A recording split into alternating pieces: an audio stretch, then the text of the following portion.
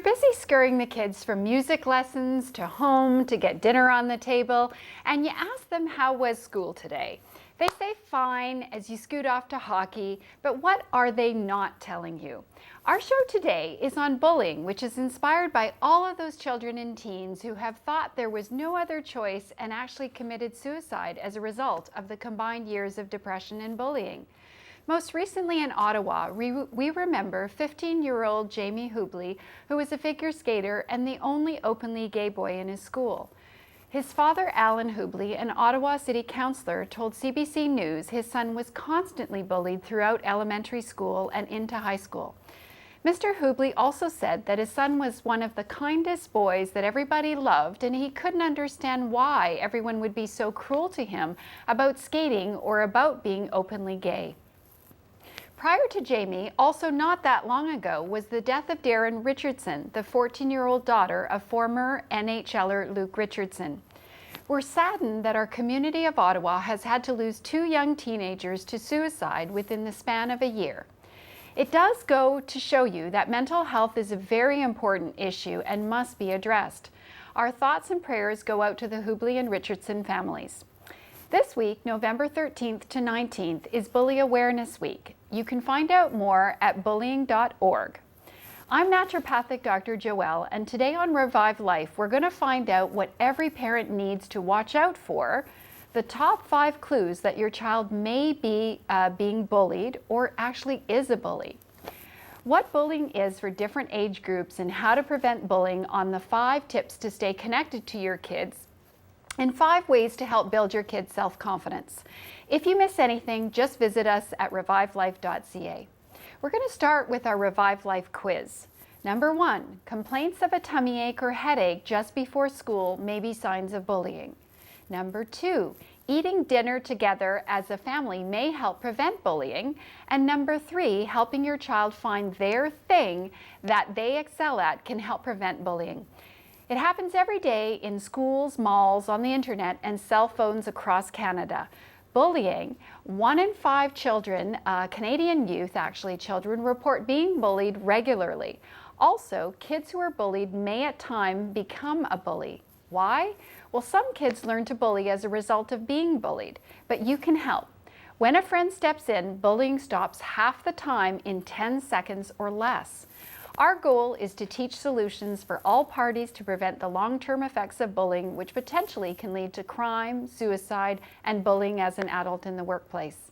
Our first guest is David Milne, who has devoted over 40 years to the cause of our youth, with many integral positions, including the coordinator of Canada's first 3 hugely successful national conferences on bullying, and the founder of the first international cyber network bullying newsletter, which has over 2,500 members. David is presently the president and founder of KidsScan, a program designed to reduce the incidence of bullying and victimization behavior in schools and communities. He's a certified trainer of the Always Bullying Prevention Program and is currently consulting in fields of safer schools and communities. David's also a recipient of the Queen's Silver Jubilee Medal for service to children and youth. Welcome, David. Happy to be here.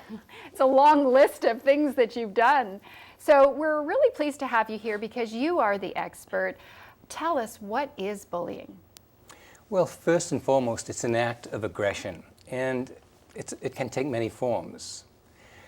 The form we tend to think of most of all is physical. You know, that stereotype we have of the large boy attacking the smaller boy. Yes. But it can also take many other forms, and we don't always talk about the other forms as much. It can be verbal, taunting, gossip. It can be emotional. And also, as we've seen over the last 5-10 years, it can come through the use of technology, electrical bullying, cyberbullying. So it's really something that's been around for a long time, a long, long time. But it's really only in the last 10, 20, 30 years that we've started to study it, and we've done some research. And I think we know a lot more about it than we did, and certainly in my time when I was growing up. Is it becoming increasingly more frequent, or is it just that we're becoming more aware of the topic? Who knows? My hunch is that it's children throughout the generations have been teased and taunted by their peers. Essentially, bullying tends to be an overpowering, an act of aggression where one or a group of children overpower another. We know a lot more about it now. We do a lot more studying. We count the number of children, whether it's in Canada or other countries around the world. So we know a lot more about the incidence. However, my hunch is that it's probably been around for a long, long time. Okay. We have lots more to talk about. So coming up next, what are the 5 clues that your child is being bullied, and what are the 5 clues that your child is a bully? Stay with us. Okay.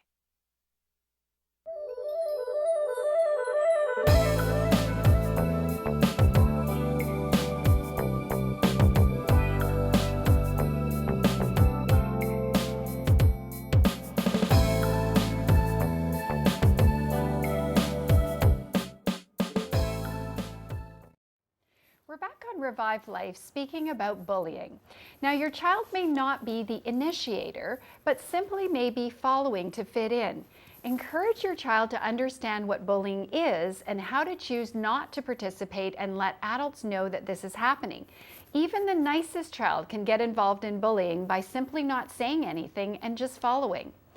Continuing with our first guest, we're joined by David Millen from Kids Canada, or Kids Can here in Ottawa, which is an organization that specializes in bullying. So David, we're continuing on this discussion, and help us understand, in terms of the high-risk situations, which children are commonly at risk to be bullied? Bullying is all about being different. Yes. You know? So the most vulnerable children tend to be those young people who stand out for one reason or another. Yes. It may be the color of their hair. Yes. Redhead, you know, we often think about redhead kids as being kids who are targeted. The color of your skin. It may be your size. It may be your sex. Maybe your sexuality. Sure. So really, it's not to say that, you know, the victim or the target of bullying is simply the small child. You know, it can be a large child, but generally it's a child who has a difference of one kind or another. Absolutely. They're particularly most vulnerable. I was having a conversation with some of the moms in the neighborhood, and this topic came up, and of course everybody's had a story, and one of the moms was saying that it happened in her situation because her son was intellectual. So he was gifted, and he stood out because he liked to read Harry Potter books versus the little story books. And so that was unique, and I found that very interesting. Also as well, so certainly intelligence is a way to stand out, but then there's also circumstances where we have these beautiful kids, they're really well behaved, and they just get caught up in the process. Is that a common thing? I should say I've talked to many, many kids over the years who have had to dumb down, as they say. Yes. You know, as you say, the students who are excelling in a number of areas, and perhaps it's because of jealousy or rivalry, but they become targets very, very easily. And you know, there is no stereotype. I think we've got to be, you know, it's not something that's based on class, it's not based on income or anything like that. Both those children who perpetrate bullying and those who are targeted by it come from all backgrounds and from all areas. So, yeah. The other thing that I've noticed is that a child who commonly will be bullied is commonly a child who may be more isolated. Is that the case? Sure, and as parents, I think we've got to be very conscious of that and encourage our kids to have lots of friendships, to be part of a group. Yes. There's no question that a child who tends to be alone, sitting alone in the lunchroom or in the corner of the schoolyard or sitting alone on the school bus is an easy target for a perpetrator. So let's flip the coin around and let's talk about bullies. Who are the children that are at high risk to be a bullier? Well, again, they come from all different backgrounds. It's very hard, and I think that's part of the problem. We've often tended to stereotype and think of bullying as being a male thing, when we know that as many young women, as many girls, are bullies than boys. So we've got to be very careful, I think, about that. The other thing we've got to be careful about is when we talk about bullies, is we very often children who bully often come from homes where that's the norm, where perhaps there's some verbal aggression amongst parents and children. And kids copy what they see in the world around them. And not only do they copy what they might see in their family, but they copy in the media. And we know in the media that there is a lot of bad influences. You know, you just have to look at some reality shows Very where true, yes. it's cool to embarrass or it's cool to humiliate. Yes.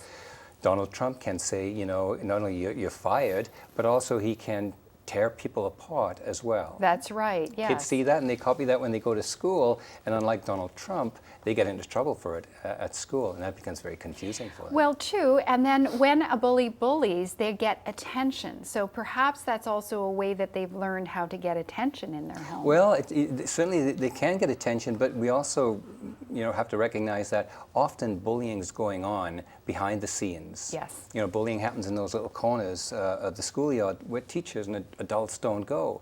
So it's not as if they're getting a lot of attention from their peers. It may be that they've got their own private logic for particularly targeting a child and going after that child. How does bullying change through the ages? Well, I'm assuming you're talking about the age, the ages from birth through into. Yes, exactly. Very Like, much. at what age does it start, and what do we see, you know, from a young child under 5? Well, some would say it starts in the sandbox, and to a certain extent, that's fairly normal behavior for children of that age. You know, for 3-year-olds, 4-year-olds, who can be quite possessive, and they haven't learned a lot of the social norms. So I think we can see it in preschool children. Sure. I think when kids start going to school, it tends to be a behavior that's seen in boys, and it tends to be physical. And I think that's fairly obvious. You know, kids aren't that sophisticated verbally at age 5, 6, and 7. Round about age 8 and 9, that's when girls tend to get involved, you know, and they get involved not physically. Girls really aren't physical in their bullying. They tend to be verbal. I find that girls often will go through a process of exclusion. You can't come to my birthday party, or you can't join in, and there's cliques, and that's kind of, because that's also a form of bullying. It's correct? very much a form of Yes, bullying, and yes. it hurts, you It know, and those does. hurts can affect young women. Just the fact that their best friend on Tuesday is on Friday their Not arch so enemy, good friend. you know, and that becomes very confusing, becomes very bewildering for them, and very often it's hard for girls like that, as it is for boys, to share that information with their parents because Yes. they fear the ramifications of sharing that information with their parents. Exactly. So then that brings us through the teenage years, and then what about in the early workforce? What are we seeing there? Well, we don't talk as much about We the don't, workforce. You but- know, there's an emphasis on adults to be very critical of childhood bullies, and yet it's happening in the world of work as well. We tend to call it harassment. Yes. One of the differences in the workplace is that we have unions and federations, so we tend to have a support system. So if there's harassment happening in the workplace, generally, but not always, there's someone that we can go and talk to about it. For many children, they don't feel that they have anyone to talk about it. Perhaps we haven't coached them We to haven't. understand that they need to follow up. Exactly. Yes. There's no question Yes. about that. Okay. In terms of what else do we want to talk about? Oh, yes. What are, then for parents, what are 5 clues that would indicate that their child might be being bullied?